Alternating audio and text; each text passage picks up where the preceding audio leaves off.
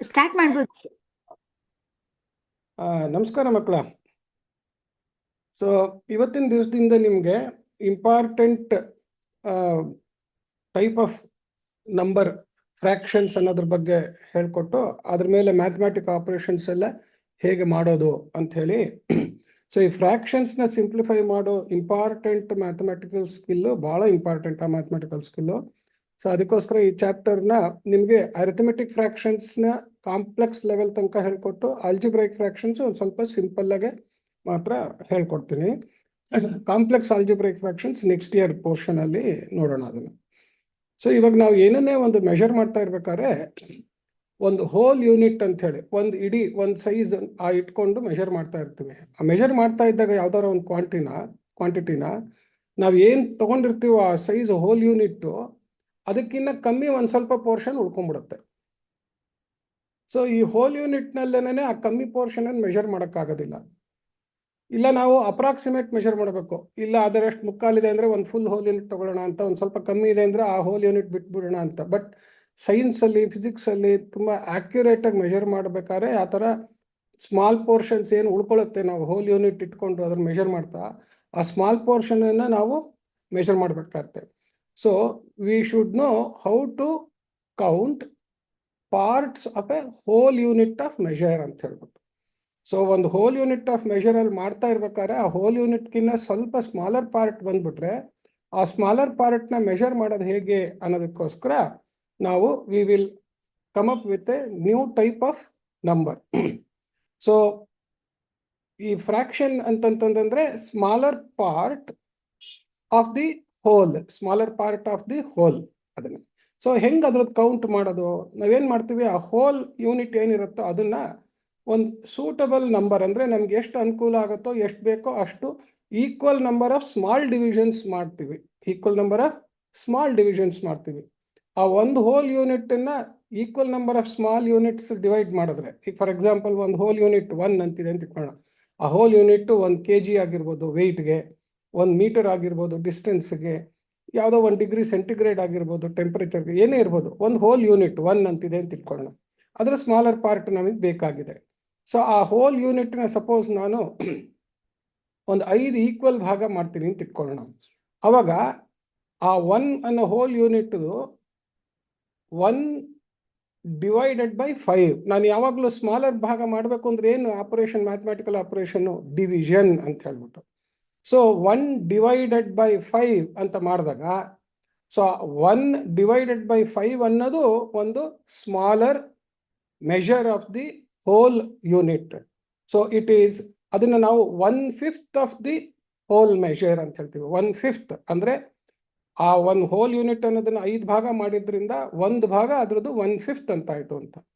ನಮಗೆ ಮೆಷರ್ ಮಾಡ್ಬೇಕಾದ್ರೆ ಅದ್ರದ್ದು 3 ಪಾರ್ಟ್ ಆ ಸ್ಮಾಲರ್ ಯೂನಿಟ್ ತೊಗೊಂಡ್ರೆ ಸಾಕು ಅಂತಂದರೆ 3 ಆಫ್ ಸಚ್ 1/5 ಅಂದರೆ 5 ಭಾಗ ಡಿವೈಡ್ ಮಾಡಿದ್ರಲ್ಲಿ ಆ ಸ್ಮಾಲರ್ ಪಾರ್ಟ್ ಏನು ಈಕ್ವಲ್ ಪಾರ್ಟ್ ಬಂತೋ ಅದ್ರದ್ದು 3 ಪಾರ್ಟ್ ನಾನು ತೊಗೊಂಡ್ರೆ ಅವಾಗ we say we have taken A fraction of the division of the whole units ಅಂತ ಹೇಳ್ಬಿಟ್ಟು. ಸೊ ಅದರಿಂದ ಏನಂತ ಹೆಂಗೆ ನಾವು ಡಿಫೈನ್ ಮಾಡ್ತೀವಿ ಅಂದರೆ, fraction is a number which represents smaller equal parts of a whole divided into convenient number of smaller equal parts ಅಂತ ಹೇಳ್ಬಿಟ್ಟು. ಸೊ ಫಸ್ಟ್ ಆ ಥರ ಒಂದು ಡೆಫಿನೇಷನ್ ಬರೆದ್ಬಿಡೋಣ. Fraction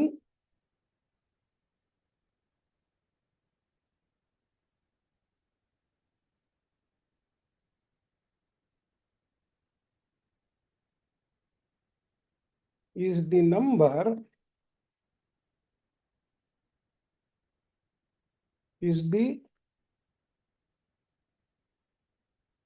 number of smaller equal parts. Divide ಮಾಡಿದಾಗ ಯಾವಾಗಲೂ smaller equal parts of a whole ಅಂತಂದ್ರೆ ಇಡೀದು ಅಂತ, of a whole unit divided into required, ಎಷ್ಟು ಬೇಕೋ ಅಷ್ಟು ಅಂತ. ರಿಕ್ವೈರ್ಡ್ ಅಂದರೆ required number of equal smaller parts. Equal smaller parts. For example, if a whole unit is divided into 5 smaller equal parts.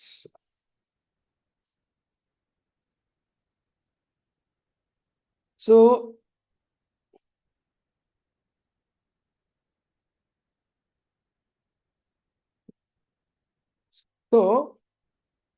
then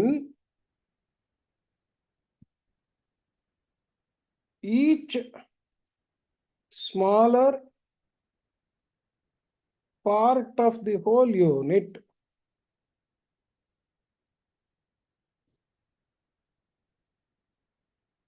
equals 1 divided by 5 represented as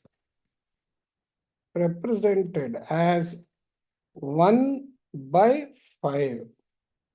Represented as 1 by 5. Suppose we need 3 of such smaller 1 by 5 parts. We represent it as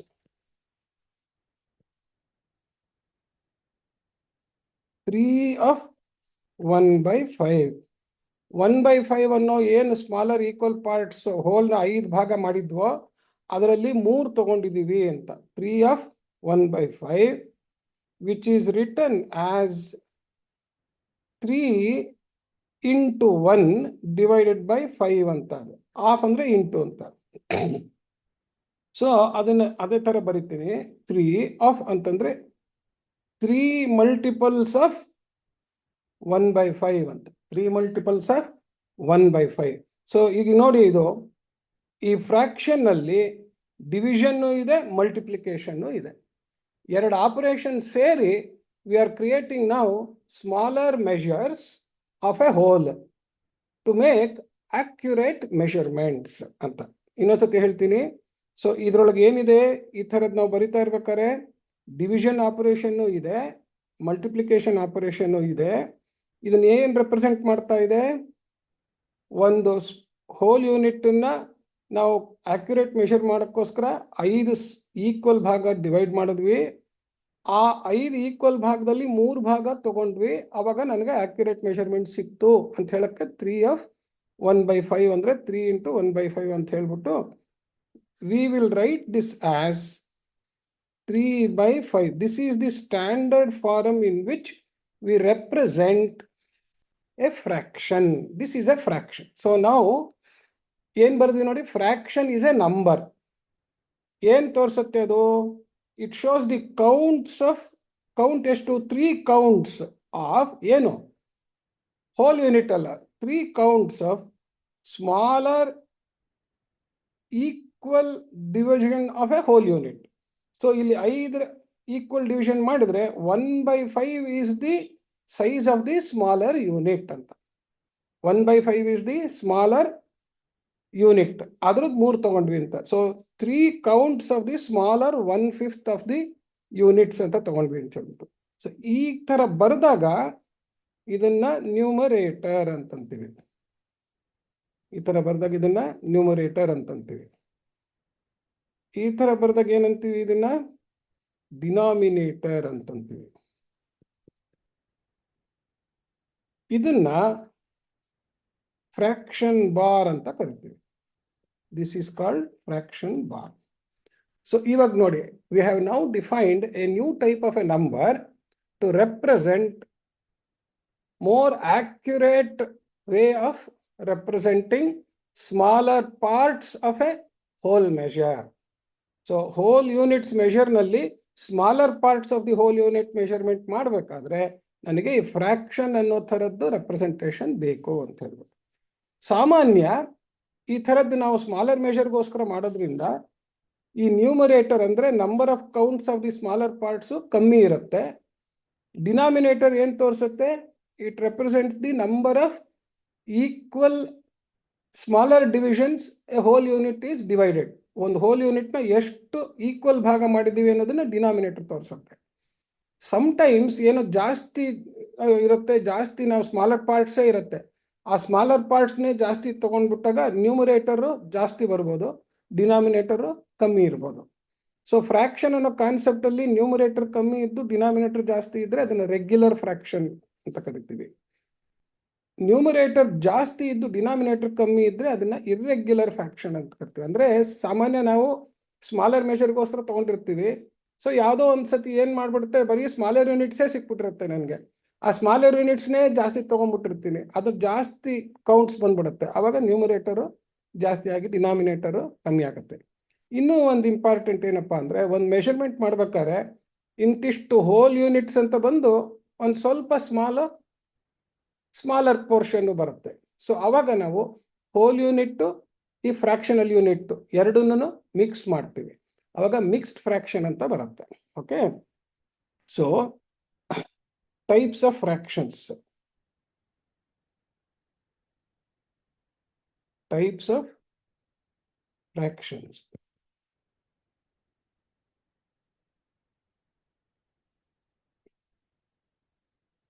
Regular fraction.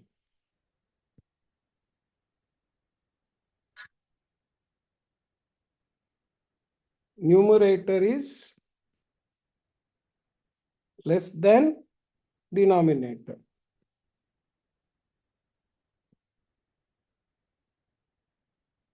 Example: 2 by 3, 5 by 8, 9 by 14, etc.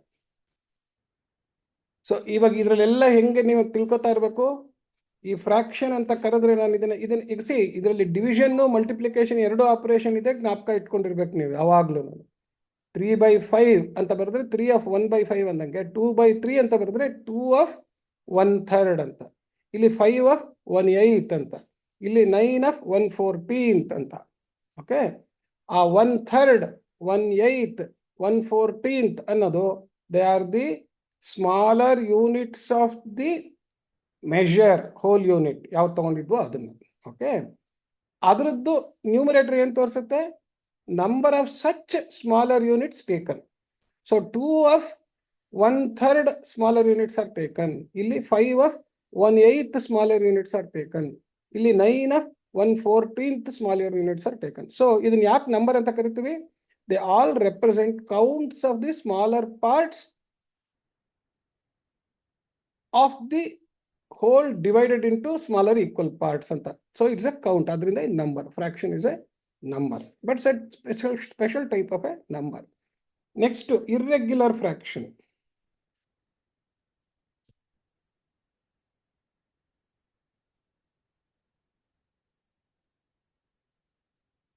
Denominator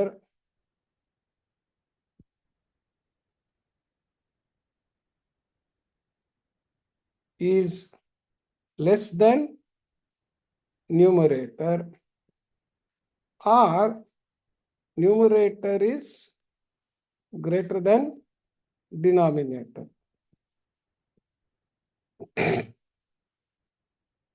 Example: 8/5, 11/4, 15/6, etc. ಈಗ ನೋಡಿ, ಈ ತರ ಬರೆದ್ರೆ suppose V conduct irregular fraction ಏನು ತೋರಿಸುತ್ತೆ ಅಂತಂತಂದ್ರೆ, observe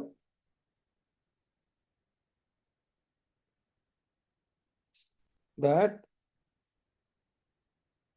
in irregular fraction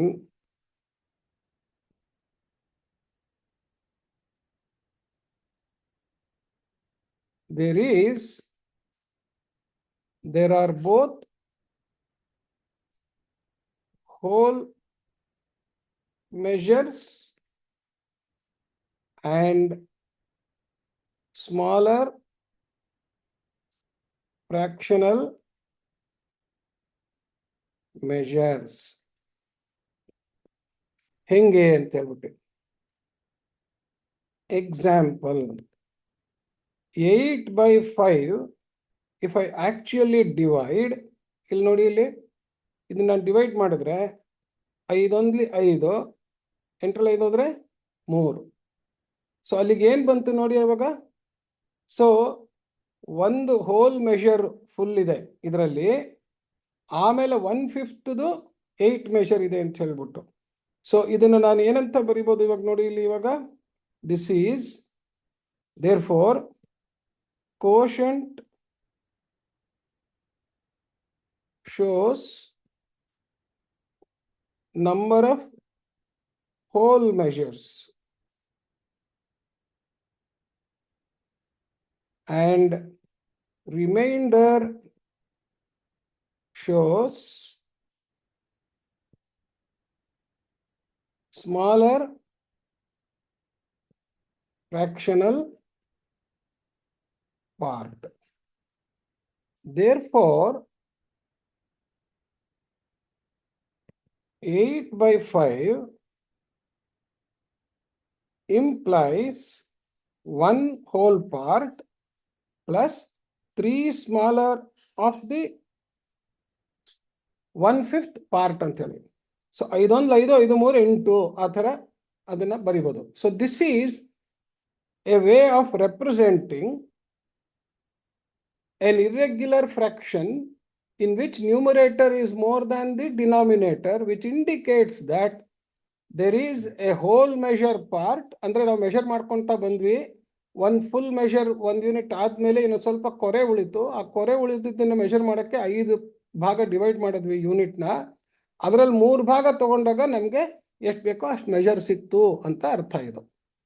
so that means there can be in measures standard ನಾವು ಮಾಮೂಲಿ ಮೆಷರ್ ಮಾಡೋದ್ರಲ್ಲಿ there will always be whole part of the measure and then smaller part of the measure. So ನೋಡಿ, ಇವಾಗ division ಮಾಡಿ ಆದ್ಮೇಲೆ ಈ ಬಂದಿದ್ದ quotient remainder divisor is the number of equal divisions. So ಹಾಗಾಗಿ ಅದು ಎಷ್ಟು ಈಕ್ವಲ್ ಪಾರ್ಟ್ ಅಲ್ಲಿ ಹೋಲ್ ಯೂನಿಟ್ ನ ಡಿವೈಡ್ ಮಾಡಿದೆ ಅನ್ನೋದನ್ನು ಇದು ತೋರಿಸುತ್ತೆ. ಆ ಥರ ನಾವು ಈ total number of smaller parts 8 ತಗೊಂಡಿದಾರಲ್ಲ, ಆ 8 ತಗೊಂಡಿರೋದ್ರಲ್ಲಿ 5/5 ಅನ್ನೋದು 1 ಆಗೋಗ್ಬಿಡುತ್ತಲ್ಲ. ಸೊ 1 ಹೋಲ್ ಪಾರ್ಟ್ ಆಗುತ್ತೆ, ಇನ್ನು ಉಳಿಯೋದೆಷ್ಟು 3. ಸೊ 3 ಸ್ಮಾಲರ್ ಪಾರ್ಟ್ ಉಳಿತು ಅಂತ.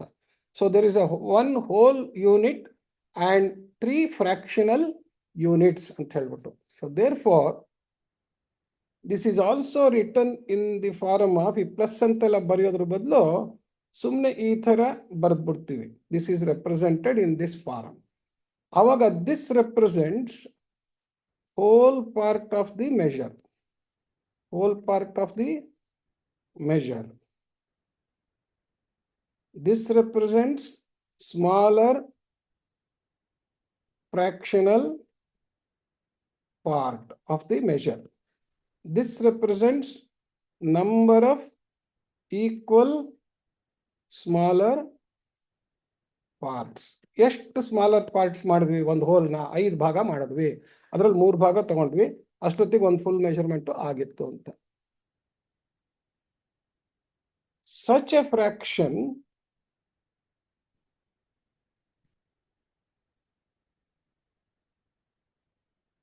representing both whole measure and fractional measure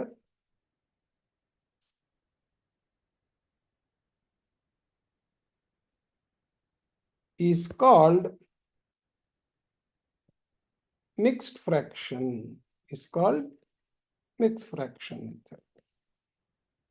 so ಈ ಮಿಕ್ಸ್ಡ್ ಫ್ರಾಕ್ಷನ್ ನಲ್ಲಿ ಬಹಳ ಇಂಪಾರ್ಟೆಂಟ್ ಏನ್ ತಿಳ್ಕೋಬೇಕು, 1/3 ಅಂತ ಇದನ್ನು ಓದ್ತೀವಿ. 1/3 ಅಂತಂದ್ರೆ ಇಟ್ ಈಸ್ 1 + 3/5 ಅಂತ. It is 1 + 3/5. ಸೊ ಸಿಮಿಲರ್ಲಿ ಈಗ ನಾವು ಕ್ಲೀನಾಗಿ ಹಂಗೆ ಬಾಯ್ನಲ್ಲೇ ಮಾಡ್ಬಿಡೋಣ. ಇವಾಗ 11/4 ಅಂತಿದೆ ಅಂತ ಇಟ್ಕೊಳ್ಳೋಣ. ಸೊ 11/4 ಅಂತಂದ್ರೆ ನೋಡಿ ಎಷ್ಟು ಸತಿ ಹೋಗುತ್ತೆ, 4 2 8. 8 11ರಲ್ಲಿ ಕಳೆದ್ರೆ ಎಷ್ಟು ಬರುತ್ತೆ? 3 ರಿಮೈಂಡರ್ ಬರುತ್ತೆ. So this is 2 3/4. So that is 2 + 3/4 ಅಂತ. This implies 2 full measures of a whole unit, which is divided into 4 equal units. So for the remaining portion of the measure, I had to take only 3 of the smaller 1/4 units ಅಂತ ಲೆಕ್ಕ. So ಈ idea ನಿಮಗೆ ಮೈಂಡಲ್ಲಿ ಇರಬೇಕು. This is the most important concept of fractions. Okay, so ಈ ಥರ ನಂಬರ್ಸ್ನ ಅಂದರೆ ಈ ಫ್ರಾಕ್ಷನಲ್ ರೆಪ್ರೆಸೆಂಟೇಷನ್ ಇರೋ ನಂಬರ್ ಅಂದರೆ ಫಸ್ಟ್ ಬರೀ ಸ್ಮಾಲರ್ ಮೆಷರ್ಸು, ಮಿಕ್ಸ್ಡ್ ಫ್ರಾಕ್ಷನ್ಸು, ಇದ್ರದನ್ನೆಲ್ಲ ತಿಳ್ಕೊಬೇಕಾದ್ರೆ ಜನರಲ್ ಪ್ರಾಪರ್ಟೀಸು, ಬೇಸಿಕ್ ಪ್ರಾಪರ್ಟೀಸು,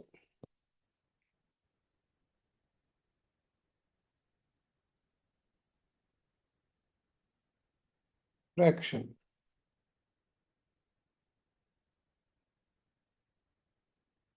ಈಗ ನೋಡಿ ಇಲ್ಲಿ, suppose I have 2/3. If I multiply it by 2/2, this becomes 4/6. Suppose I again multiply it by 3/3 ಅಂತ ಇಟ್ಕೊಳ್ಳೋಣ. This becomes 12/18. ಓಕೆ, ಸೊ ಅಲ್ಲಿಗೆ ಏನಾಗ್ತಾ ಇದೆ ನೋಡಿ, 2/3 ಅನ್ನೋ ಒಂದು ಫ್ರಾಕ್ಷನ್ ಅನ್ನ 2/2 ಅಂತ ಮಲ್ಟಿಪ್ಲೈ ಮಾಡಿದ್ರೆ, 2/2 ಅಂದರೆ multiply and divide by A number ಮಾಡಿದ್ರೆ ವ್ಯಾಲ್ಯೂ ಏನಾದ್ರು ಚೇಂಜ್ ಆಗುತ್ತಾ? ಚೇಂಜ್ ಆಗಲ್ಲ. ಆದರೆ ಅದ್ರ ವ್ಯಾಲ್ಯೂ ಎಷ್ಟಕ್ಕೆ ಬಂತು?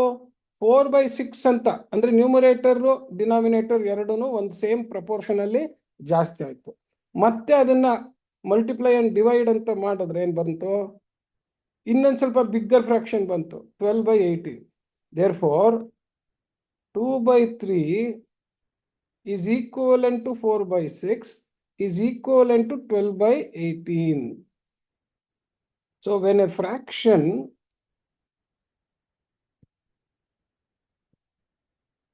is multiplied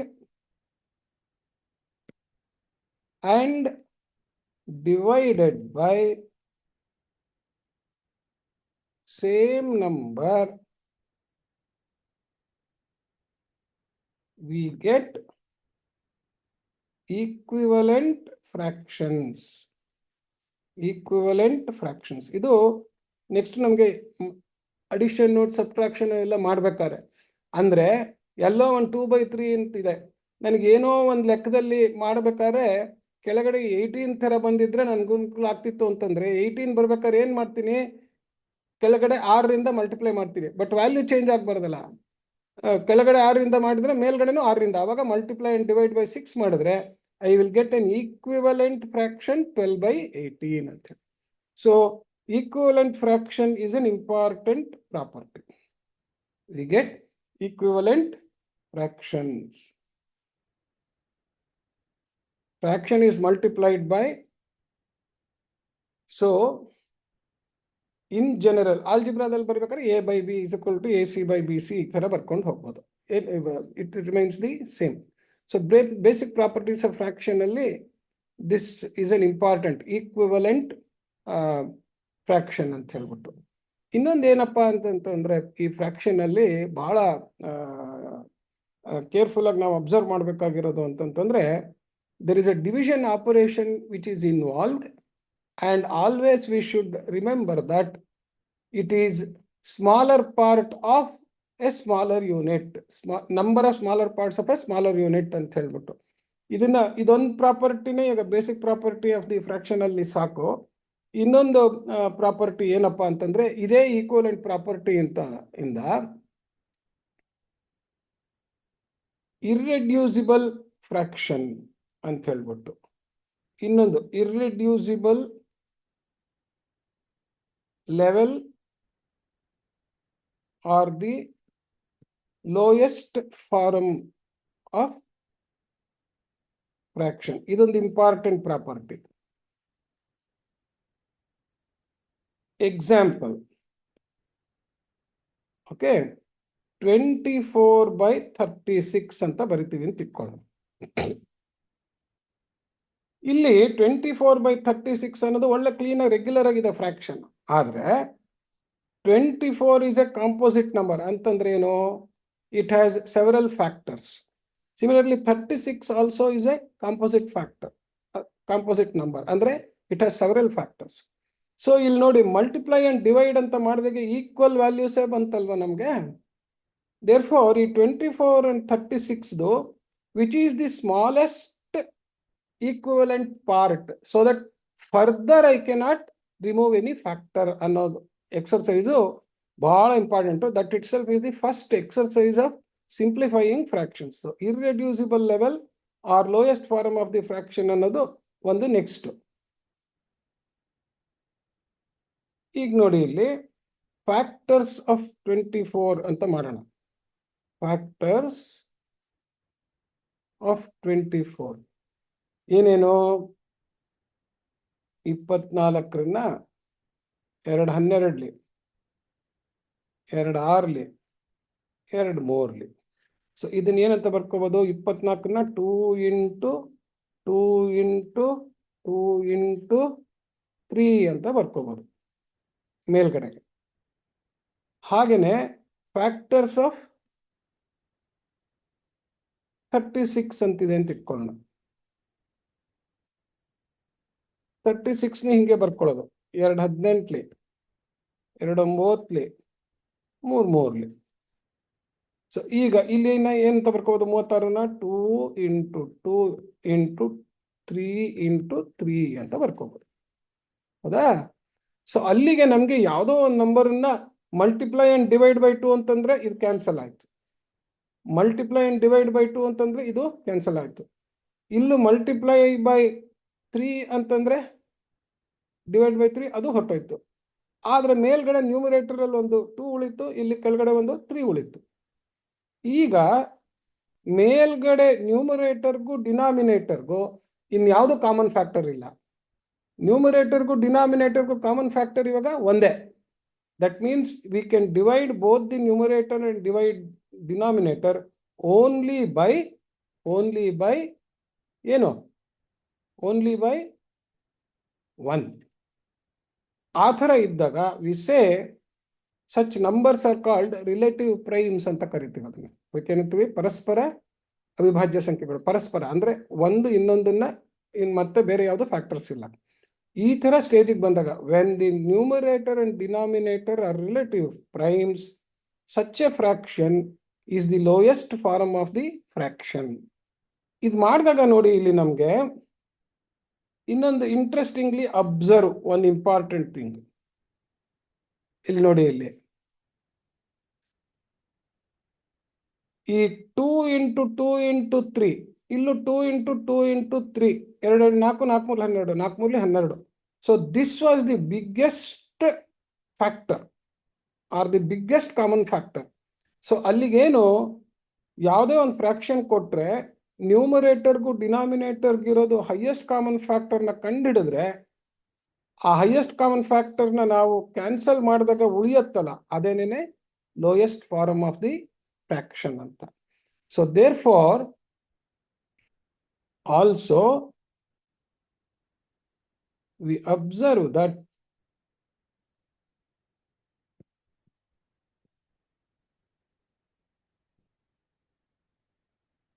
the factors cancelled in numerator and denominator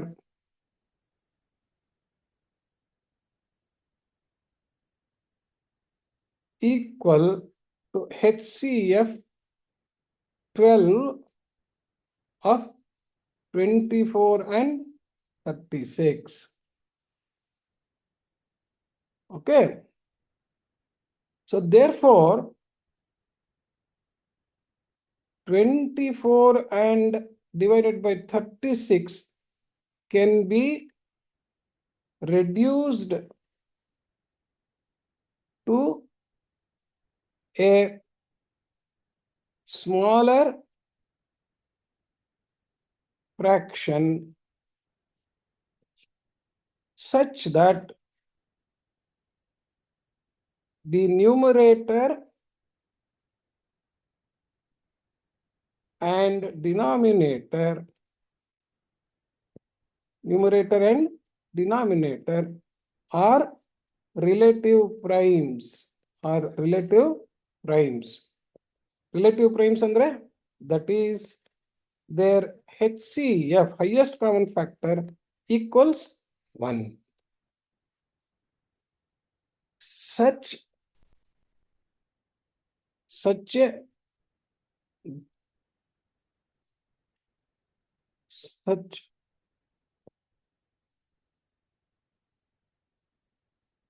this lowest form of fraction is called the irreducible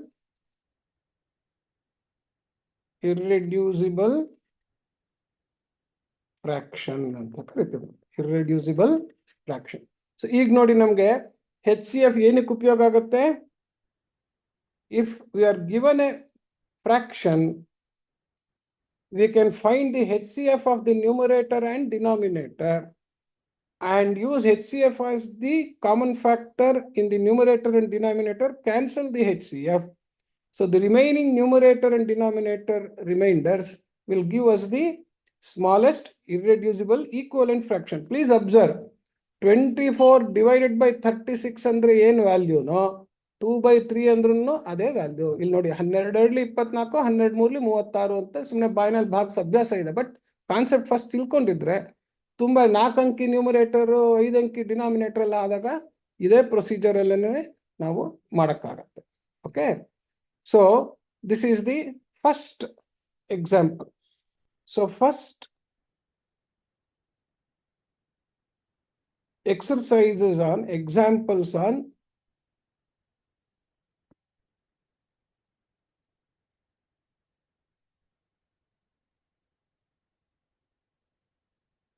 simplifying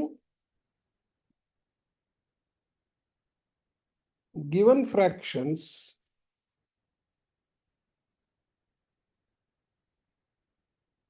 to their lowest irreducible form. Lowest irreducible form. So one, simplify. Simplify ಅಂತಂತಂದ್ರೆ reduce it to the lowest form ಅಂತ ಹೇಳ್ಬಿಟ್ಟು. Simplify ಅಂತಂತಂದ್ರೆ reduce it to the lowest form ಅಂತ ಹೇಳ್ಬಿಟ್ಟು. Okay,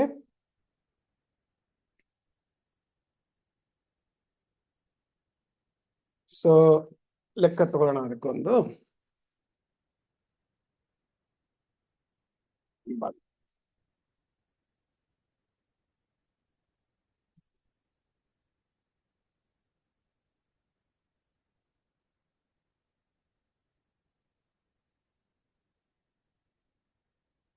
$68 divided by 116 ಅಂತ ಹಾಕೋಣ.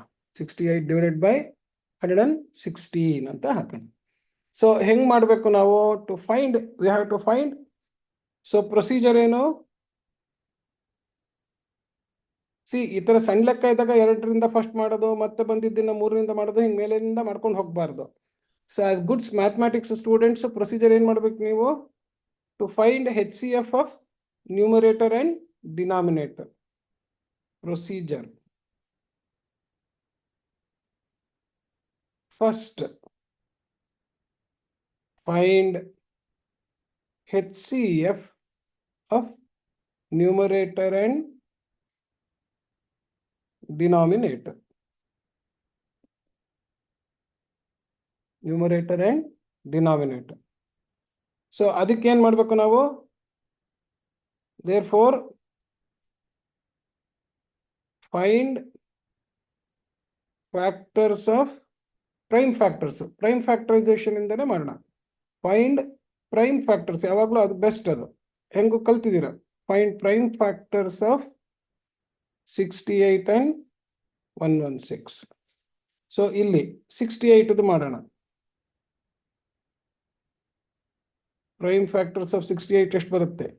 Last unit digit even number ಇದ್ರೆ 2ರಿಂದ ಶುರು ಮಾಡೋದು. 2 3 6, 2 4 8. ಮತ್ತೆ ಈವನ್ ಯೂನಿಟ್ ಪ್ಲೇಸ್ ಅಲ್ಲಿ ಈವನ್ ಡಿಜಿಟ್ ಇದೆ, ಮತ್ತೆ 2ರಿಂದ ಮಾಡೋದು. 2 1 2 7 7 14 ಬಂದು. ಈಗ ನೋಡಿ ಇವಾಗ 17 ಅನ್ನೋದೇನು, is it a prime number or not? So ಈಗ 15 ಮಗ್ಗಿನಲ್ಲಿ ಬರುತ್ತೆ, 16 ಮಗ್ಗಿನಲ್ಲಿ ಬರುತ್ತೆ, 17 ಯಾವ್ದಾದ್ರು ಮಗ್ಗಿನಲ್ಲಿ ಬರುತ್ತಾ? ಯಾವ್ದ್ರಲ್ಲೂ ಬರಲ್ಲ. 17ಕ್ಕೆ ಬೇರೆ ಯಾವುದು ಫ್ಯಾಕ್ಟರ್ಸ್ ಇಲ್ಲ. ಸೊ ಹಿಂದೆ ನಾನು ನಿಮ್ಗೆ ಪ್ರೈಮ್ ಫ್ಯಾಕ್ಟರ್ಸ್ ಎಲ್ಲ ಕೊಟ್ಟಿದ್ನಲ್ಲ, ಆ ಪ್ರೈಮ್ ಫ್ಯಾಕ್ಟರ್ಸ್ ತಗೊಂಡ್ರೆ ನಮ್ಗೆ ಇದು ಸಿಕ್ಬಿಡುತ್ತೆ. ಸೊ ಇಲ್ಲಿ ಏನಾಯ್ತು ನೋಡಿ, ಇವಾಗ 2 × 2 × 17 ಅಂತ ಆಯ್ತು. ಹಾಗೆ 116 ಅಂತ ಇದೆ. ಮತ್ತೆ ಯೂನಿಟ್ ಪ್ಲೇಸ್ ಅಲ್ಲಿ ಏನಿದೆ ಡಿಜಿಟ್, ಯೂನಿಟ್ ಪ್ಲೇಸ್ ನಲ್ಲಿ ಈವನ್ ನಂಬರ್ ಇದೆ. 2 5 10, 2 8 16, 58. ಮತ್ತೆ 8ನೇ ಇದೆ, ಆದ್ರಿಂದ ಮತ್ತೆ 2ರಿಂದ 2 2 2 4, 2 9 18. ಮತ್ತೆ ಏನ್ ಬಂದ್ಬಿಡ್ತು ನೋಡಿ ಇವಾಗ, 2 2 4, 2 9 18 ಅಂತ ಬಂದ್ರೆ 29 ಯಾವ್ದಾದ್ರು ಮಗ್ಗಿನಲ್ಲಿ ಬರುತ್ತಾ? ಹೆಂಗೆ ಹೇಳ್ಕೊಂಡು ಹೋಗೋದು? 2 ಮಗ್ಗಿನಲ್ಲಿ 2 10 20 ಆಗಲ್ಲ.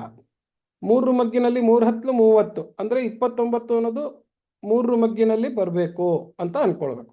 C how to find. ಇವಾಗ 17 ಅಂತಂದ್ರೆ ಏನು, 2 ಮಗ್ಗಿನಲ್ಲಿ ಬರ್ಬೇಕದು, ಹೌದಾ? 2 ಮಗ್ಗಿನಲ್ಲಿ ಬರ್ಬೇಕಾದ್ರೆ, ಯಾಕೆ 17 ಅನ್ನೋದು 20ಕ್ಕಿಂತ ಕಮ್ಮಿ. 2ರಲ್ಲಿ 2 10 20 ತನಕ ಇದೆ ನಮ್ಗೆ. ಬಟ್ 2 ಅನ್ನೋದು ಮಲ್ಟಿಪಲ್ ತಾನೆ ಯಾವಾಗ್ಲೂ, ಅದರಿಂದ ಎಲ್ಲ ಈವನ್ ನಂಬರೇ ಇರುತ್ತೆ. ಇದು ಆಡ್ ನಂಬರ್ ಇದೆ, ಹಾಗಾಗಿ 17 ಪ್ರೈಮ್ ನಂಬರ್ ಅಂತ ಈಸಿಯಾಗಿ ಡಿಸೈನ್ ಮಾಡಿದ್ವಿ. ಹಾಗೆ 29ಕ್ಕೆ ಈಗ ಏನ್ ಮಾಡೋದು? 29ರದ ನೆಕ್ಸ್ಟ್ ಹೋಲ್ ನಂಬರ್ ಯಾವುದು? 30. ಅಂದ್ರೆ 3 ಮಗ್ಗಿ ಒಳಗೆ 3 1 3 ಬರಲಿಲ್ಲ, 3 2 6 ಬರಲ್ಲ, 3 3 9 ಬರಲ್ಲ, 3 4 2, 3 5 15, 3 6 18, 3 7 21, 3 8 24, 3 9 27 ಆಗೋಯ್ತು, 3 10 30 ಆಗೋಯ್ತು. 27ರಿಂದ 30ಕ್ಕೆ ಜಂಪ್ ಆಗೋಗಿ 29 ಮಿಸ್ ಆಗೋಯ್ತು. ಇನ್ ಬೇರೆ 4 ಮಗ್ಗಿನಲ್ಲೆಲ್ಲ ಬರ್ಬೇಕಾದ್ರೆ 4 4 7 28 ಆಯ್ತು, ಅಲ್ಲಿ ತನಕ ಬರುತ್ತೆ. 4 7 28 ಆದ್ಮೇಲಿಂದ ನೆಕ್ಸ್ಟ್ 4 8 32 ಆಯ್ತು, 28ರಿಂದ 32ಗೆ ಜಂಪ್ ಆಗೋಯ್ತು. ನೆಕ್ಸ್ಟ್ 5 ಮಗ್ಗಿನಲ್ಲಿ ಯಾವಾಗಲೂ ಇಲ್ಲ, ಕಡೆ 5 ಇರುತ್ತೆ, ಇಲ್ಲ ಯಾವ್ದಿರುತ್ತೆ? 0 ಇರುತ್ತೆ. 5 1 5, 5 2 10, 5 3 15, 5 4 20, 5 0 5 0 ಅಂತ ಬರುತ್ತೆ 5 ಮಗ್ಗಿಲ್ಲ, ಅದ್ರಲ್ಲೂ ಬರಲ್ಲ. 6ರಲ್ಲಿ ಬಂದ್ರೆ 6 4 24, 6 5 34 ಜಂಪ್ ಆಗೋಯ್ತು.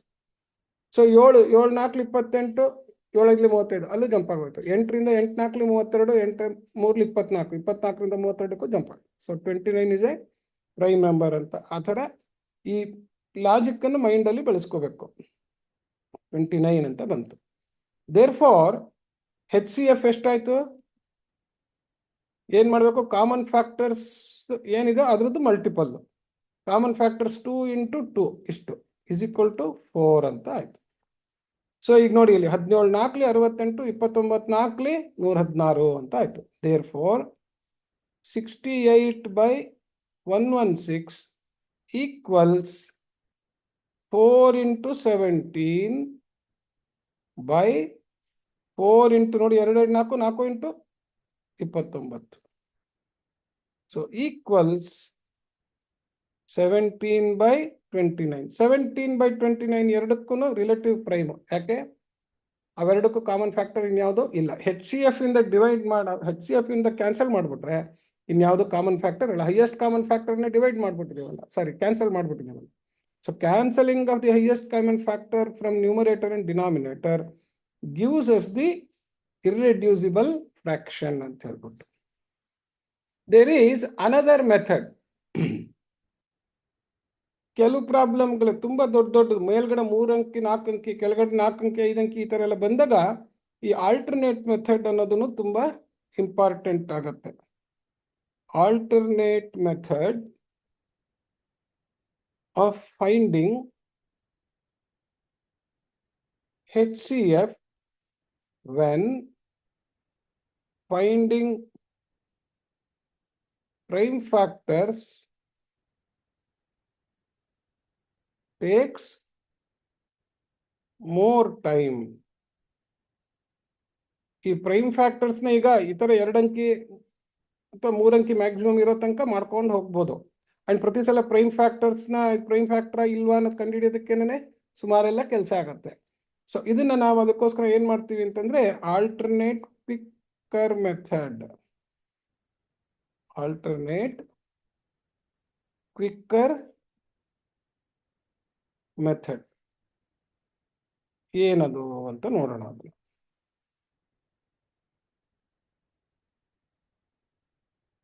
ಇದರಲ್ಲಿ ಏನ್ ಮಾಡ್ತೀವಿ ಅಂದ್ರೆ ನ್ಯೂಮರೇಟರ್ ಡಿನಾಮಿನೇಟರ್ ಏನಿದೆ 68 116, ಅದ್ರಲ್ಲಿ ಒಂದೊಂದ್ಸತಿ ಮೇಲ್ಗಡೆ ದೊಡ್ಡ ಅಂಕಿ ಇರ್ಬೋದು, ಕೆಳಗಡೆ ಚಿಕ್ಕ ಅಂಕಿ ಇರ್ಬೋದು, ಏನಾರ ಇರಲಿ, ದೊಡ್ಡ ಅಂಕಿನ ಚಿಕ್ಕ ಅಂಕಿಯಿಂದ ಭಾಗಿಸೋದು. ಭಾಗಿಸಿದಾಗ ರಿಮೈಂಡರ್ ಏನ್ ಬರುತ್ತೆ, ಯಾವ್ದ್ರಿಂದ ಭಾಗಿಸಿತ್ತು ಅದಕ್ಕಿಂತ ಕಮ್ಮಿ ಬರುತ್ತೆ. ಆ ರಿಮೈಂಡರ್ ಇಂದ ಮುಂಚೆ ಭಾಗಿಸಿರ್ತೀವಲ್ಲ ಆ ನಂಬರ್ನ ಮತ್ತೆ ಡಿವಿಡೆಂಡ್ ಆಗಿ ತಗೊಂಡು ಡಿವೈಡ್ ಮಾಡೋದು. ಹಿಂಗೆ ಮಾಡ್ಕೊಂಡು ಹೋಗೋದು, ಕಡೆಯಲ್ಲಿ ರಿಮೈಂಡರ್ 0 ಬರೋ ತನಕ. ಯಾವ ಡಿವಿಸರ್ಗೆ ರಿಮೈಂಡರ್ 0 ಬರುತ್ತೋ ಅದೇ HCF ಅಂತ ಹೇಳಿ. ಅದ್ರ ಪ್ರೂಫ್ ಬೇಡ. ಯಾವಾಗಲೂ ಒಂದು ಏನಪ್ಪಾ ಅಂದ್ರೆ HCF ಆಫ್ 2 ನಂಬರ್ಸ್ ಇದ್ರೆ ಅದು it is the common factor of their sum, their difference and their multiple also ಅಂತ ಹೇಳ್ಬಿಟ್ಟು ಒಂದು ರೂಲ್ ಇದೆ. ಅಂದ್ರೆ ಯಾವುದೋ ಒಂದು 2 ನಂಬರ್ಗೆ ಒಂದು HCF ಇದ್ರೆ ಆ 2 ನಂಬರ್ನ ಕೂಡಿದ್ರು ಆ HCF ಅನ್ನೋದು ಕಾಮನ್ ಫ್ಯಾಕ್ಟರ್. ಆ 2 ನಂಬರ್ ಒಂದರಿಂದ ಇನ್ನೊಂದನ್ನು ಕಳೆದ್ರೂ ಆವಾಗ ಕಳೆದಿದ್ದಕ್ಕೂ HCM ಅನ್ನೋದು ಒಂದು ಕಾಮನ್ ಫ್ಯಾಕ್ಟರ್ ಆಗುತ್ತೆ. ಒಂದು ನಂಬರ್ನ ಕೂಡ್ಬೇಕಾದ್ರೆ ಇನ್ನೊಂದು ನಂಬರ್ಗೆ ಒಂದು ಯಾವುದೋ ನಂಬರಿಂದ ಮಲ್ಟಿಪ್ಲೈ ಮಾಡಿ ಮತ್ತೆ ಕೂಡಿ ಇದರಿಂದ ಡಿವೈಡ್ ಮಾಡಿದ್ರು ಅವಾಗ ಅದು ಸೇಮ್ ಫ್ಯಾಕ್ಟರ್ ಇರುತ್ತೆ ಅಂತ ಹೇಳಿ ತೋರಿಸ್ಬೋದು. ಅದ್ರ ಪ್ರೂಫ್ ಈಗ ತಕ್ಷಣಕ್ಕೆ ನಮಗೆ ಇಂಪಾರ್ಟೆಂಟ್ ಅಲ್ಲ. ನಮಗೆ ಫ್ರಾಕ್ಷನ್ಸ್ನ ಸಿಂಪ್ಲೈ ಮಾಡೋದಕ್ಕೆ HCF ಕಂಡುಹಿಡಿಬೇಕು ಅನ್ನೋದು ಗೊತ್ತಾಯ್ತಲ್ಲ. HCFನ ಕ್ವಿಕ್ಕರ್ ಮೆಥಡಲ್ಲಿ ಹೆಂಗೆ ಕಂಡುಹಿಡಿಯೋದು ಅಂತ ತೋರಿಸ್ತೀನಿ. ಆ ಮೆಥಡನ್ನು ಫಸ್ಟ್ ಪ್ರಾಕ್ಟೀಸ್ ಮಾಡಿ, ಆಮೇಲೆ ಟೈಮ್ ಸಿಕ್ಕಾಗ ಯಾವಾಗಾರು ಒಂದ್ಸತಿ ಅದ್ರದ್ದು ಹೆಂಗೆ ಅಂತ ಹೇಳ್ಬಿಟ್ಟು ಇದು ಮಾಡಿ. ಆ್ಯಕ್ಚುಲಿ ಪ್ರೂಫ್ ಮಾಡ್ಬೇಕಾದ್ರೆ ನಂಬರ್ ಥಿಯರಿಗೆಲ್ಲ ಹೋಗಬೇಕು, ಬೇಕಾಗಿಲ್ಲ, ಇಲ್ಲಿಗೆ ಸಾಕಷ್ಟು. So procedure,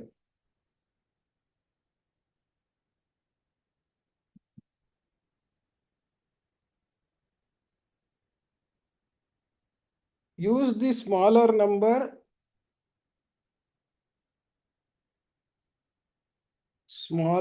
of the 2 numbers as divisor and continue division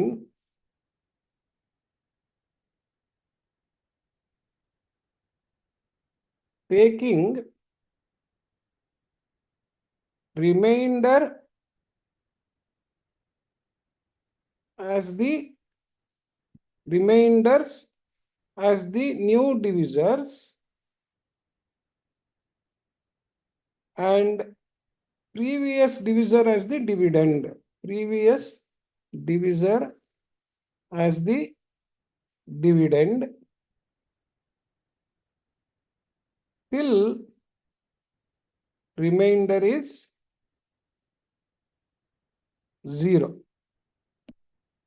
The last divisor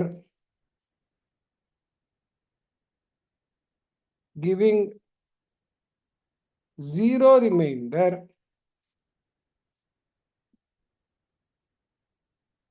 is the required HCF. Is the required HCF ಅಂತ ಪ್ರೊಸೀಜರ್. ಇದು ನಾನು ಎಷ್ಟು ದೊಡ್ಡ ಇಂಗ್ಲೀಷಲ್ಲಿ ಬರೆದ್ರು ನಿಮಗೆ ಕನ್ಫ್ಯೂಷನ್ ಇರುತ್ತೆ. ಏನು ಬರೆದಿದ್ದೀನಿ, ಉದ್ದಕ್ಕೆ ಬರೆದ್ಬಿಟ್ಟಿದ್ದೀನಿ. ಕೊಟ್ಟಿರೋ 2 ನಂಬರಲ್ಲಿ ಯಾವ್ದು ಸ್ಮಾಲರ್ ನಂಬರ್ ಅದನ್ನು ತಗೊಳ್ಳಿ, ಅದನ್ನು ಡಿವಿಸರ್ ಆಗಿ ಉಪಯೋಗಿಸ್ಬಿಟ್ಟು ಡಿವಿಷನ್ ಶುರು ಮಾಡಿ ಒಂದು ರಿಮೈಂಡರ್ ಬರುತ್ತೆ. ಆ ರಿಮೈಂಡರ್ನ ಈಗ ಹೊಸ ಡಿವಿಸರ್ ಅಂತ ತಗೊಳ್ಳಿ, ಹಳೆ ಡಿವಿಸರ್ನ ಡಿವಿಡೆಂಡ್ ಅಂತ ತಗೊಂಡು ಮತ್ತೆ ಡಿವೈಡ್ ಮಾಡಿ, ಮತ್ತೆ ರಿಮೈಂಡರ್ ಉಳಿದ್ರೆ ಆ ರಿಮೈಂಡರ್ನ ಹೊಸ ಡಿವಿಸರ್ ಅಂತ ತಗೊಂಡು ಹಿಂದೆ ಏನು ಇಮಿಡಿಯೇಟ್ ಹಿಂದೆ ಇತ್ತಲ್ಲ ಅದನ್ನ ಡಿವಿಸರ್ನ ಡಿವಿಡೆಂಡ್ ಅಂತ ತಗೊಂಡು ಮಾಡ್ಕೊಂಡು ಹೋಗಿ, ಮಾಡ್ಕೊಂಡು ಹೋದಾಗ ಕಡೆಯಲ್ಲಿ ನಮಗೆ ರಿಮೈಂಡರ್ 0 ಬರುತ್ತೆ. ಯಾವ ಡಿವಿಸರ್ ಲಾಸ್ಟ್ ಡಿವಿಸರ್ ಇಂದ ರಿಮೈಂಡರ್ 0 ಬಂತೋ ಅದೇ HCF ಅಂತ ಇದ್ರದ್ದು ಇದು. ಸೊ ಇದು ಯಾವಾಗ ಹೆಂಗೆ ಅರ್ಥ ಆಗುತ್ತೆ ಅಂತಂದ್ರೆ, best is to example. For example, let us find HCF of ಅಲ್ಲಿ ತಲೆ ಮೇಲೆ 68 and 116, numerator and denominator of the above problem. Example ಅನ್ನೋ ಪ್ರಾಬ್ಲಮ್ ಅನ್ನೋದು ಬೇಡ, ಆಯ್ತು ಇರಲಿ. ಸೊ ಈಗ ನೋಡಿ ನಮಗೆ 116 ಅನ್ನೋದನ್ನ ಡಿವಿಡೆಂಡ್ ಆಗಿ ತಗೊಂಡ್ವಿ. Bigger number as dividend. Smaller number ಯಾರು? 68. ಸೊ ಸ್ಮಾಲರ್ ನಂಬರ್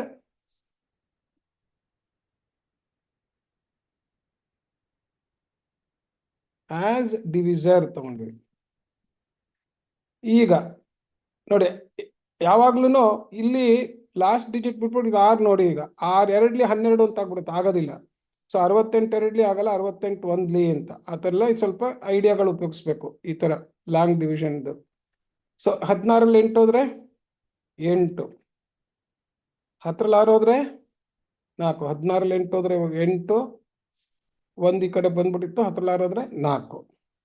ಸೊ ಈಗ ಇದನ್ನ ಡಿವಿಸರ್ ಆಗಿ ತಗೊಂಡು ಇದನ್ನ 68,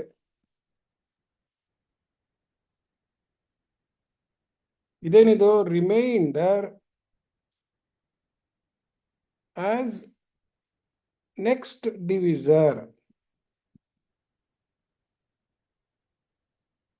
ಪ್ರೀವಿಯಸ್ ಡಿವಿಸರ್ ಆಸ್ ಡಿವಿಡೆಂಡ್.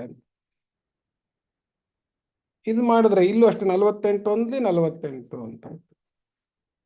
8 8 6ರಲ್ಲಿ 4 ಹೋದ್ರೆ 2, 48 ಅಂತ ಆಯ್ತು ಅಲ್ವಾ? 48 ಅಂತ ಬಂದಾಗ ಮತ್ತೆ remainder as the next divisor, previous divisor as the dividend ಆಯ್ತು. ಸೊ ಈಗ ನೋಡಿ 22ಲಿ 40 ಅಂತ ಹೋಗುತ್ತೆ. ಎಷ್ಟು ಬಂತು? 8 ಬಂತು. ಈಗ ನೋಡಿ ಇಲ್ಲಿ ಮತ್ತೆ 20, ಇದು ಅಷ್ಟೇನೆ ಪ್ರೀವಿಯಸ್ ಡಿವಿಸರು, ಇದು ಅಷ್ಟೇನೆ, ಹಂಗಾಯ್ತು. ಈಗ 8 2ಲಿ 16, 20ರಲ್ಲಿ 16 ಹೋದ್ರೆ 4, ನೆಕ್ಸ್ಟ್ 8 ಬಂತು. ಇದು ನೋಡಿ ಇಲ್ಲಿ ಈಗ previous divisor, remainder as the new divisor, previous divisor as the dividend. 4 2ಲಿ 8 ಅಂತ ಬಂತು, ಈಗ 0 ಬಂತು. So this is the last divisor. Therefore 4 is the last divisor giving 0 as remainder. Therefore HCF equals 4 ಅಂತ. ಆ 4 ಬಂದ ಮೇಲೆ ಏನ್ ಮಾಡ್ಬೇಕು ನಾವು? Therefore find, to simplify procedure ಏನಾಗುತ್ತೆ ಅವಾಗ ಅಲ್ಲಿಗೆ? Therefore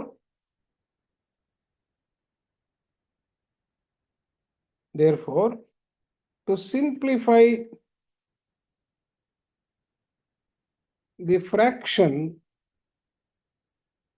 68/116, we find the other factor of 68 and 116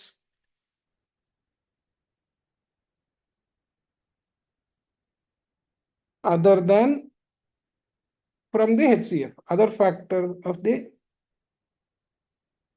from HCF by dividing them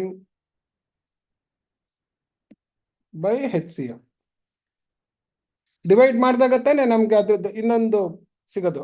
Therefore 68/4 ಅಂತಂತಂದ್ರೆ ನೋಡಿ ಇಲ್ಲಿ ಅದ್ ಹೆಂಗ್ ಬರುತ್ತೆ ನಮ್ಗೆ? 68/4 ಹೆಂಗ್ ಮಾಡ್ತೀವಿ ನೋಡಿ ಇಲ್ಲಿ, ಬಹಳ ಸುಲಭ. ಅದು 68 ಇರುತ್ತೆ, ಈ ತರ ಹಾಕೊಳ್ಳೋದು. ಸಣ್ಣ ಅಂಕೆ ಆದಾಗ ಏನ್ ಪರವಾಗಿಲ್ಲ. 4 1ಲಿ 4, 6ರಲ್ಲಿ 4 ಹೋದ್ರೆ 2, 8 ಇಳಿಸ್ಕೊಳ್ಳೋದು, 4 7 28 ಅಂತ ಬಂತು. ಸೊ ಇದು ಸಣ್ಣ ಲೆಕ್ಕದಲ್ಲಿ ತೋರಿಸಿದೀನಿ, ಬಟ್ ಪ್ರೊಸೀಜರ್ ದೊಡ್ಡ ಲೆಕ್ಕಕ್ಕೆ ಇದೇ ತರ ಮಾಡ್ಬೇಕು. ಲಾಂಗ್ ಡಿವಿಷನ್ ಇಂದ ಇದು HCF, ಇದು ನ್ಯೂಮರೇಟರ್, ಇದು other factor of numerator. Other factor of numerator. Therefore, 68 equals 4 into 17 ಅಂತ ಬರ್ಕೊಳ್ಳೋದು. ಆಮೇಲೆ ಕ್ಯಾನ್ಸಲ್ ಮಾಡಕ್ಕೆ ಈಸಿ ಆಗುತ್ತೆ. ಸಿಮಿಲರ್ಲಿ ಇವಾಗ 116 ಅಂತ ಇರುತ್ತೆ. ಇದನ್ನು 4ರಿಂದನೇ ಡಿವೈಡ್ ಮಾಡೋದು. 4 ಏನಿದು HCF. ಇದೇನಿದು ಡಿನಾಮಿನೇಟರ್. ಇಲ್ಲೂ ಅಷ್ಟೇ. ಈಗ 4 2 8, 11 8 ಹೋದ್ರೆ 3, 6 ಇಳಿಸ್ಕೊಳ್ಳೋದು, 4 9 36 ಅಂತ ಬಂತು. ಈಗ ನೋಡಿ, ದೇರ್ ಫಾರ್ ಇದೇನಿದು other factor of denominator. Other factor of denominator. Therefore ಏನಾಗುತ್ತೆ 116 ಈಕ್ವಲ್ಸ್ 4 into 29 ಅಂತ ಬರ್ಕೊಳ್ಳೋದು. ಸೊ ಈಗ ನೋಡಿ, ಲೆಕ್ಕ ಮಾಡೋದಕ್ಕೆ ಈಸಿ ಆಗೋಯ್ತು. ಈಗೇನು ಬರ್ತೀವಿ, therefore 68 by 116 equals 4 into 17 by 4 into 29 ಅಂತ ಬರೆದು 4 4 ಕ್ಯಾನ್ಸಲ್ ಮಾಡಿದ್ರೆ 17 by 29 is the answer. Is the irreduced fraction ಅಂತ ಹೇಳಿ. ಓಕೆ, ಸೊ ಇನ್ನೊಂದು ಲೆಕ್ಕ ತೋರಿಸ್ಬಿಡ್ತೀನಿ. Similarly, one more quick example I will show you, and tomorrow I will show addition, subtraction, everything. So this is how you simplify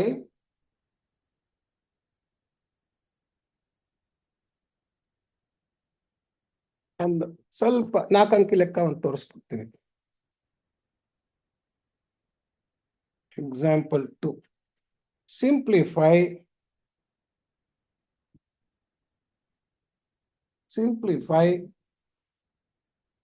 288 by 504. ಇಷ್ಟೊಂದು ಅಂಕಿಗೆ ನಾವು ಎಲ್ಲ ಮಾಡ್ತಾ ಕೂತ್ಕೊಂಡ್ರೆ ಸರಿ ಹೋಗೋದಿಲ್ಲ. ಸೊ ಅವಾಗ ಏನ್ ಮಾಡ್ತೀವಿ ನಾವು, basically it is better we try to find the HCF. Okay, so first step, HCF of 288 and 504 by quick method. So ಏನ್ ಮಾಡ್ತೀವಿ, we take larger number as the dividend and smaller number as the divisor. ಈಗ ನೋಡಿ, ಇಲ್ಲಿ ಹೆಂಗೆ ನಾನು ಈ trial quotient ಕಂಡುಹಿಡಿಯೋದು ಅಂತಂತಂದ್ರೆ, ಇಲ್ಲಿ ನೋಡಿ, ಇಲ್ಲಿ 28 ಹತ್ರ ಏನು ಅಪ್ರಾಕ್ಸಿಮೇಟ್ ಆಗಿ ಇದು 30 ಫಸ್ಟ್. ಇದು ಎಲ್ಲ ಎರಡು 3 ಅಂಕಿ ಇರೋದ್ರಿಂದ ಫಸ್ಟ್ 2 ಅಂಕಿ, ಇಲ್ಲೂ ಫಸ್ಟ್ 2 ಅಂಕಿ ನೋಡೋಣ. 32 60 ಆಗ್ಬಿಡುತ್ತೆ, ಜಾಸ್ತಿ ಆಗುತ್ತೆ. ಆದ್ರಿಂದ ನನಗೆ 28 ಅಂದ್ರೆ 56 ಆಗ್ಬಿಡುತ್ತೆ, ಅದು ಜಾಸ್ತಿ ಆಗ್ಬಿಡುತ್ತೆ. ಸೊ ಆಗೋದಿಲ್ಲ. ಆದ್ರಿಂದ I can take only 1 of 288 ಅಂತ, 288 ಓನ್ಲಿ 288 ಅಂತ.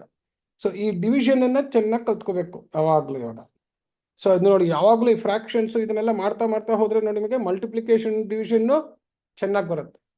ಕಾಂಪ್ಲೆಕ್ಸ್ ಫ್ರಾಕ್ಷನ್ಸ್ ಎಲ್ಲ ಚೆನ್ನಾಗಿ ಮಾಡಿದ್ರೆ ಫ್ರಾಕ್ಷನ್ಸ್ ಸಿಂಪ್ಲಿಫೈ ಮಾಡಕ್ ಬರುತ್ತೆ. ಸೊ ಯಾವಾಗಲೂ ಅಷ್ಟೇ, ನೆಕ್ಸ್ಟ್ ಲೆಕ್ಕಕ್ಕೆ ಹೋದಾಗ ಪ್ರೀವಿಯಸ್ ಲೆಕ್ಕದ ಲೆವೆಲ್ ಚೆನ್ನಾಗಿ ಬರುತ್ತೆ. ಲೆಕ್ಕ ಮಾಡ್ತಾ ಬರಬೇಕು. ಸೊ ಇವಾಗ ಕಳೆಯೋದು ಇದನ್ನ, 14ರಲ್ಲಿ 8 ಹೋದ್ರೆ 6, ಇಲ್ಲಿ ತಗೊಂಡ್ಬಿಟ್ಟಿದೀವಿ. ಅದರಿಂದ 9 ಉಳಿತು. 9 8 ಹೋದ್ರೆ 1, 9ರಲ್ಲಿ 8 ಹೋದ್ರೆ 1. ಈ 5ರಿಂದ 1 ತಗೊಂಡ್ಬಿಟ್ಟಿರ್ತೀವಿ. 4 ಉಳಿಯುತ್ತೆ. 4ರಲ್ಲಿ 2 ಹೋದ್ರೆ 2. ಸೊ ಈಗ ಇದು ನ್ಯೂ ಡಿವಿಸರ್. 288 ಏನಿದು, ಇದು. ಸೊ ಇದು remainder as new divisor. previous divisor as dividend. Previous divisor as dividend. So ಇಲ್ಲೂ ಅಷ್ಟೇ ನೋಡಿ, 216 ಓನ್ಲಿ ಅಷ್ಟೇ ಸಾಕಾಗುತ್ತೆ. ಯಾಕಂದ್ರೆ ಇಲ್ಲೂ 2 ಇಲ್ಲೂ 2, ಇದಕ್ಕಿಂತ ಜಾಸ್ತಿ ಆದ್ರೆ 4 ಆಗ್ಬಿಡುತ್ತೆ ಅದು. ಸೊ 216 ಅಂತ ಕಳಿತೀವಿ. ಈಗ ನೋಡಿ, ಇಲ್ಲಿ 8ರಲ್ಲಿ 6 ಹೋದ್ರೆ 2, 8ರಲ್ಲಿ 1 ಹೋದ್ರೆ 7, 2ರಲ್ಲಿ 2 ಹೋದ್ರೆ 0. ನೆಕ್ಸ್ಟು 216. ಈಗ ನೋಡಿ, ಇಲ್ಲಿ ಲಾಸ್ಟ್ ಡಿಜಿಟ್ 6, ಇಲ್ಲಿ ಲಾಸ್ಟ್ ಡಿಜಿಟ್ 2, ಅದನ್ನ ಬಿಟ್ಬಿಟ್ರೆ ಇಲ್ಲಿ 2 ಉಳಿತು, ಇಲ್ಲಿ 7 ಉಳಿತು. 7 3 21 ಅಂತ ಹೋಗುತ್ತೆ. ಸೊ ಆ ಥರ 3 ಅಂತ ಕೋಎಫಿಷಿಯಂಟ್ ತಗೊಳ್ಳೋದು. 7 3 21 ಚೆಕ್ ಮಾಡೋದು. 3ರಿಂದ ಇವಾಗ 72. This is called trial quotient ಅಂತ. ಟ್ರೈ ಮಾಡೋದು. 3ರಿಂದ ಇದನ್ನ ಮಲ್ಟಿಪ್ಲೈ ಮಾಡಿದ್ರೆ 216ಕ್ಕಿಂತ ಜಾಸ್ತಿ ಬರುತ್ತಾ ಕಮ್ಮಿ ಬರುತ್ತಾ ಅಂತ. ಕಮ್ಮಿ ಬಂದು ರಿಮೈಂಡರು 72ಕ್ಕಿಂತ ಕಮ್ಮಿ ಇರಬೇಕು. ಆವಾಗ ಡಿವಿಷನ್ ಕಂಪ್ಲೀಟ್ ಆಗಿದೆ ಅಂತ ಹೇಳ್ಬಿಟ್ಟು. ಓಕೆ, ಸೊ ಇದನ್ನ ಚೆನ್ನಾಗಿ ಜ್ಞಾಪಕ ಇಟ್ಕೊಂಡ್ರಿ. ಈಗ ನೋಡಿ 3 2 6 3 7 21. Very good. ಹೊಟ್ಟೆ ಹೋಗ್ಬಿಡ್ತು ನೋಡಿ ಇವಾಗ ಎಷ್ಟು ಬೇಗ. ಸೊ 216 216 ಹೋದ್ರೆ 0. ಎಷ್ಟು ಕ್ವಿಕ್ ಆಗಿ 72 ಅಂತಾನೆ HCF ಬಂದ್ಬಿಡ್ತು. ನಾವು ಇದನ್ನ ಪ್ರೈಮ್ ಫ್ಯಾಕ್ಟರೈಸ್ ಮಾಡ್ಬಿಟ್ಟಿದ್ರೆ ಎಷ್ಟೊಂದು 2 2 2 2 2 2 3 3 3 3 3 ಸಿಕ್ಕಾಪಟ್ಟೆ ಬಂದಿರ್ತಿತ್ತು. So therefore finding HCF would have been very seriously difficult. Therefore HCF equals 72. ಈಗೇನು ಮಾಡ್ಬೇಕು ನಾವು? Second step finding other factor of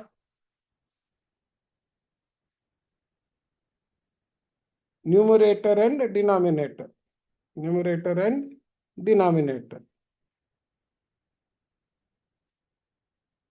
okay, so ಅದಕ್ಕೆ ಏನು ಮಾಡ್ತೀವಿ ಈಗ ಅಂತಂದ್ರೆ ಮತ್ತೆ ಡಿವಿಷನ್ ಮಾಡೋದು ಬೈ ಆಕ್ಚುಯಲ್ ಡಿವಿಷನ್. ಇವಾಗ ಸೊ ಫಸ್ಟ್ ಏನು ಮಾಡ್ತೀವಿ? ದೇರ್ ಫೋರ್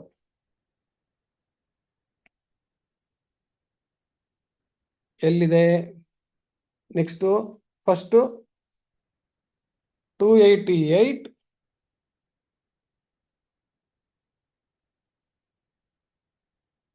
ಡಿವೈಡೆಡ್ ಬೈ 72 ಮಾಡಬೇಕು. ಇದೇನಿದು? ಡಿನಾಮಿನೇಟರ್. ಇದೇನಿದು? HCF. ಈಗ ನೋಡಿ ಇಲ್ಲಿ 72 ಇದೆ, ಇಲ್ಲಿ 28 ಇದೆ. ಲಾಸ್ಟ್ 2 8 ಬಿಟ್ಬಿಟ್ಟು ಬರೀ 28 7ರಿಂದ ಮಾತ್ರ ಭಾಗಿಸ್ ನೋಡಿ. 7 4 28 ಅಂತ ಬಂತು. ಇದು ಟ್ರಯಲ್ ಕೋಶಂಟ್. ಇದು ಬಂದ ತಕ್ಷಣನೇ ಈ 4ರಿಂದ ಇವನ್ನ ಮಲ್ಟಿಪ್ಲೈ ಮಾಡೋದು. ಈ ಲಾಂಗ್ ಡಿವಿಷನ್ ಪ್ರೊಸೀಜರ್ ಹಿಂಗೆ. First find trial quotient, multiply the entire number and write it here and check whether it is less than or equal to this. 4 2 8, 4 7 28. Very good. ಗೊತ್ತಾಯ್ತು. Therefore 288 equals 72 into 4. ನೋಡಿದ್ರಾ ಎಷ್ಟು ಈಸಿಯಾಗಿ ಬಂದ್ಬಿಡ್ತು. ಹಾಗೇನೆ next ಏನು? Denominator ಎಷ್ಟು? 504. ಸರಿ, ಇದು ನ್ಯೂಮರೇಟರ್, ನಾನು ಅದನ್ನು ಡಿನಾಮಿನೇಟರ್ ಅಂತ ಬರಿತಾ ಇದ್ದೀನಿ. ಇದು ನ್ಯೂಮರೇಟರು. ನೆಕ್ಸ್ಟ್ ಡಿನಾಮಿನೇಟರ್ ಎಷ್ಟು? 504.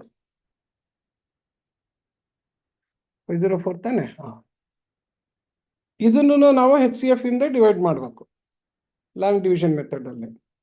ಸೊ 72 ಅನ್ನೋದು HCF, ಇದು ಡಿನಾಮಿನೇಟರು. ಇಲ್ಲೂ ಅಷ್ಟೇ ಯೂನಿಟ್ ಡಿಜಿಟ್ 2 ಬಿಡಿ, ಇಲ್ಲೂ ಯೂನಿಟ್ ಡಿಜಿಟ್ 4 ಬಿಡಿ. 50 7. 50 7ರಿಂದ ಭಾಗಿಸ್ಬೇಕಲ್ಲ. 7 42 7 49, 7 8 56. ಸೊ 7 7 ಅಂತ ಹೇಳ್ಬಿಟ್ಟು ಟ್ರಯಲ್ ಕೋಶಂಟ್ ಟ್ರೈ ಮಾಡೋದು. Trial quotient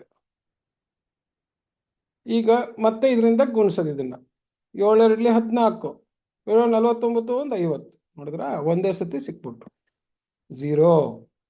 Therefore 504 equals 72 into 7 ಅಂತ ಬಂದ್ಬಿಡ್ತು. Therefore ಈಸಿ ಆಗೋಯ್ತು ಇವಾಗ. Therefore 288 by 504 equals 72 into 4 divided by 72 into 7. ಹೊಟ್ಟೋಯ್ತು. Equals 4 by 7. ಇದು ನಮಗೆ ಬೇಕಾದ ಉತ್ತರ, ರಿಕ್ವೈರ್ಡ್. ಸೊ ಈ ಥರದ್ದು ಸಿಂಪ್ಲಿಫೈ ಅಥವಾ reduce the given fraction to irreducible form ಅಂತ ಏನು ಹೇಳಿದ್ರು ಕೂಡ ಈ ಪ್ರೊಸೀಜರನ್ನು ಫಾಲೋ ಮಾಡಿ. 2 ಅಂಕಿ ಇದ್ರೆ ಪ್ರೈಮ್ ಫ್ಯಾಕ್ಟರೈಸೇಷನ್ ಕ್ವಿಕ್ ಆಗಿ ಮಾಡ್ಬಿಟ್ಟು ಮಾಡಿ. ಈ ಥರ 3 ಅಂಕಿ ದೊಡ್ಡ ಲೆಕ್ಕ ಬಂದಾಗ ಯಾವಾಗ್ಲೂ use the quicker method. Okay. So ನಾಳೆ ನಿಮಗೆ ಅಡಿಷನ್, ಮಲ್ಟಿಪ್ಲಿಕೇಶನ್, ಡಿವಿಷನ್ ಅನ್ನ ತೋರಿಸ್ತೀನಿ. ನೆಕ್ಸ್ಟ್ ವೀಕು ಕಾಂಪ್ಲೆಕ್ಸ್ ಫ್ರಾಕ್ಷನ್ಸ್ ತೋರಿಸ್ತೀನಿ. ಓಕೆ, ಆಯ್ತಮ್ಮ.